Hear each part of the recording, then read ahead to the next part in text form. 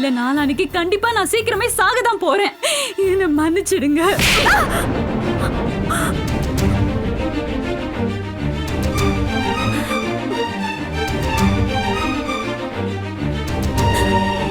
ஏய், நீ திருந்த மாட்டியா?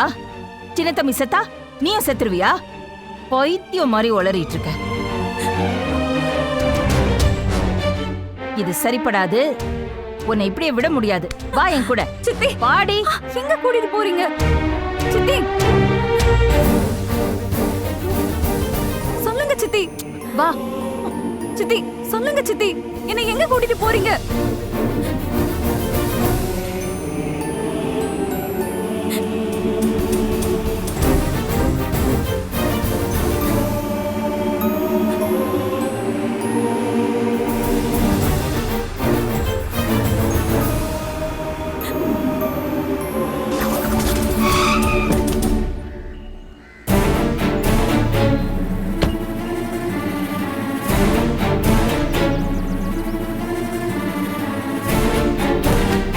இறங்க ஐஸ்வர்யா.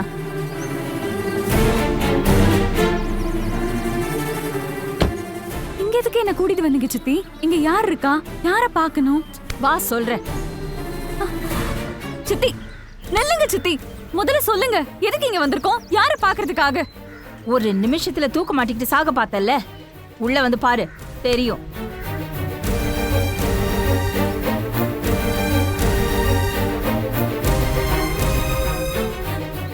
இருங்க சித்தி, என்ன எதுக்கு இங்க கூட்டிட்டு வந்திருக்கீங்க?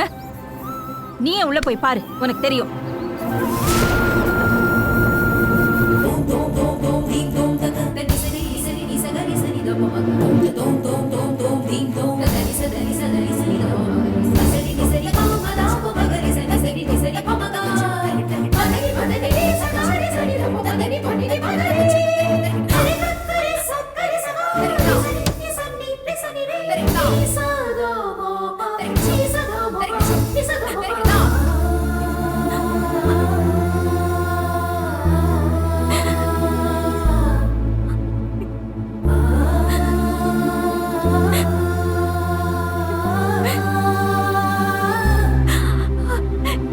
சின்ன தம்பி,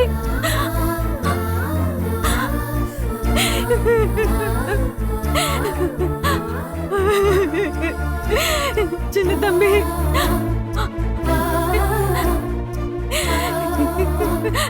சின்ன தம்பி, சின்ன தம்பி, சின்ன தம்பி இன்னும் சாகல. சின்ன தம்பி, சின்ன தம்பி நீ உயிரோட தான் இருக்க. சின்ன தம்பி, சின்ன தம்பி நீ இன்னும் சாகல. ஐயோ கடவுளே. சின்ன தம்பி,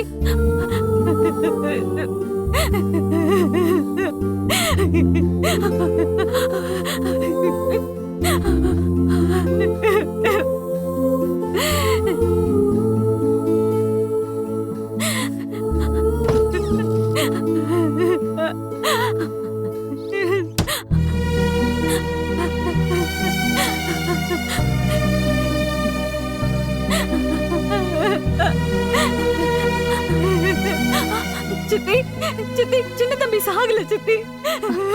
சரி சரி, அழாத. நான் அவனை பார்த்துட்டேன், எனக்கு இதுவே போதும்.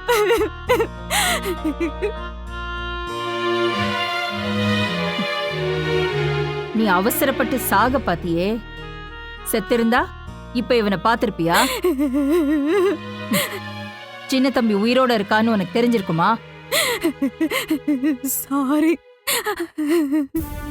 நான் ஒரு வாக்கு கொடுத்தா அத உயிரை கொடுத்தாவது காப்பாத்துவேன்னு சொன்னேன்ல, இப்பவாவது நம்புறியா?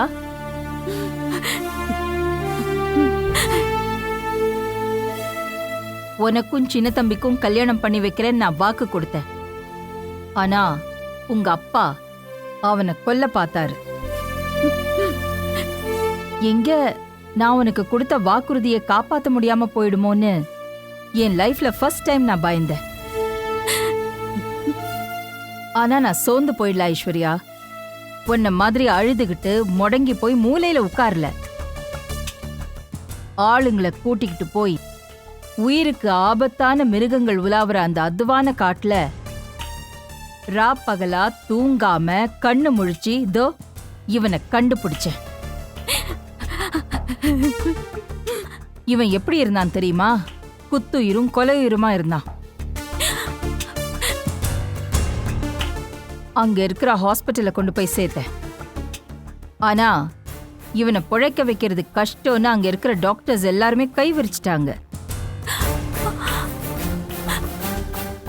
எங்க நான் உனக்கு கொடுத்த வாக்குறுதி காப்பாற்ற முடியாம போயிடுமோன்னு செகண்ட் டைம் நான் பயந்தேன்.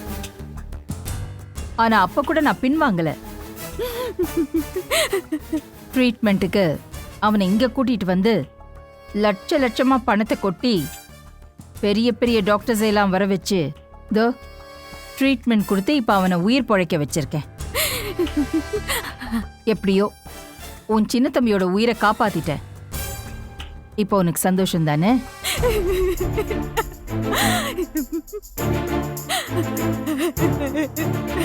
தேங்க்யூ சித்தி. என்னது?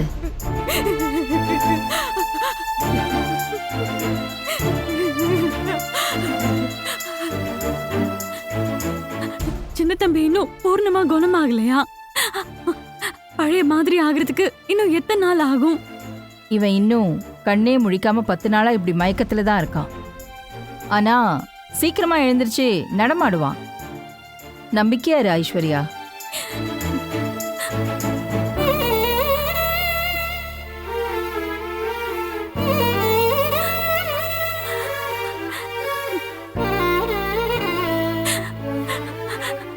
சித்தி சித்தி சித்தி, சின்ன தம்பிய பாருங்க, அவன் அழறான். அவன் கண்ணுல இருந்து கண்ணீர் வருது.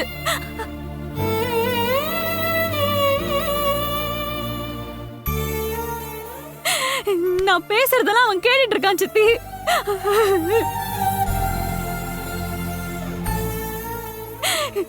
சின்ன தம்பி, இவ்ளோ நாளா இவன்கிட்ட இந்த சேஞ்சஸ் எல்லாம் இல்ல. இப்போ நீ இவன் பக்கத்துல வந்து நின்னதும் தான் இப்போ இவ்ளோ டெவலப்மெண்ட் ஆயிருக்கு. இனிமே அவன் கண்டிப்பா சீக்கிரமா எழுந்திருச்சிருவான்.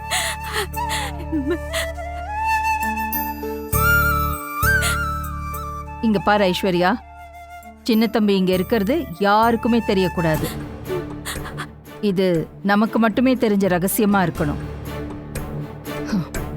இத நான் ஏன் உன்கிட்ட கூட சொல்லாம மறைச்சேங்கிறத கொஞ்சம் தயவு செஞ்சு நீ புரிஞ்சுக்கோ. சின்ன தம்பி உயிரோட இருக்காங்கிறது மட்டும் யாருக்காவது தெரிஞ்சிருச்சுன்னா அடுத்த நிமிஷமே முத்துப்பாண்டி இவனை கூட்டிக்கிட்டு போய் மல்லிக்கு கட்டி வச்சிருவான். அப்புறம் உன் சின்ன தம்பி கண்டிப்பா உனக்கு கிடைக்க மாட்டான். நான் கொடுத்த வாக்குறுதியை என்னாலையும் காப்பாற்ற முடியாம போயிடும். அதனால்தான் ஐஸ்வர்யா உன்கிட்ட சொல்றேன், இவனுக்கு உடம்பு சரியாகி உனக்கு கல்யாணம் முடியிற வரைக்கும் இந்த விஷயம் நமக்கு மட்டும்தான் தெரியணும். புரியுதா?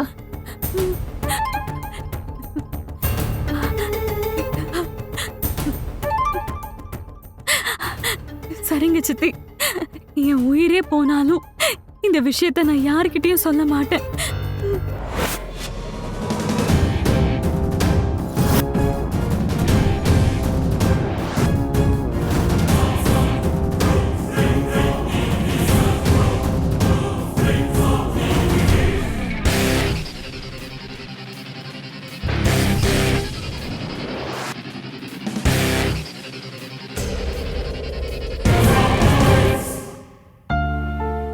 என்ன லட்சுமி அக்கா, எப்போ வந்தீங்க ஊர்ல இருந்து? என்ன திடீர்னு இந்த பக்கம்? அவசர வேலையா டவுனுக்கு வந்த இடத்துல காசு பிரச்சனை. ஊருக்கு போய் ரெடி பண்ணணும்னா லேட் ஆகும்ல, உன் ஞாபகம் வந்துருச்சு, அதான் ஓடி வந்தேன். பணம் தானே, அதுக்கு என்ன, எவ்வளவு தேவைப்படும்? ஒரு 2 லட்ச ரூபா ஷார்டேஜ் ஆகுது. அது நீ கொடுத்து ஹெல்ப் பண்ணினா ஊருக்கு போனதை அனுப்பி விட்டுருவேன். அதெல்லாம் ஒன்னும் பிரச்சனை இல்ல. என்ன, அவர் ஆபீஸ் போயிட்டாரு. சரி, 2 லட்சம் தானே, என் பொண்ணு கையில வச்சிருப்பா, நான் கேக்குறேன். ஸ்வேதா, ஸ்வேதா இங்க வா. ஏன் இது வரேம்மா. வாமா. என்னம்மா? ஸ்வேதா, ஆன்ட்டிக்கு அவசரமா ஒரு 2 லட்ச ரூபா பணம் தேவைப்படுதான், உன்கிட்ட இருந்தா கொஞ்சம் எடுத்துட்டு வாயேன். இல்லம்மா, என்கிட்ட இருக்காதே. சந்துரு கிட்ட வேணா கேட்டு நான் வாங்கிட்டு வரேன். சரிம்மா. ஸ்வேதா தலை வலிக்குது, ஒரு காஃபி மட்டும் போட்டு கொண்டு வாயேன். காஃபி தானே, நான் அம்மாவை போட சொல்றேன். சரி, என்ன வெளியில சத்தம்? சொந்தக்காரங்க வந்திருக்காங்களா? ஆ ஆமா, அவங்க விஷயமா தான் நான் உங்ககிட்ட பேச வந்திருக்கேன். அவங்க விஷயமாவா? ஆமா சந்துரு, பிசினஸ் விஷயமா சிட்டிக்கு வந்திருக்காங்க. வந்த இடத்துல 2 lakhs கேஷ் ஷார்ட்டேஜ் ஆகுதா, அதான் நம்ம கிட்ட வாங்கிட்டு போலான்னு வந்திருக்காங்க. ஓ சரி, கொடுத்துட்டீங்களா? அதான் சந்துரு, அம்மா கிட்டயும் கேஷ் இல்லையா, என்கிட்டயும் கேஷ் இல்ல. உன்கிட்ட 2 lakhs இருந்தா கேஷ் கூட, அப்பா வந்ததும் நான் வாங்கி கொடுத்துறேன். ம், இரு, நான் அக்கௌண்ட் நம்பர் வாங்கி தரேன், டிரான்ஸ்ஃபர் பண்ணிரு, சரியா? ஸ்வேதா, என்கிட்ட அவ்வளோ பணம் இல்லையே.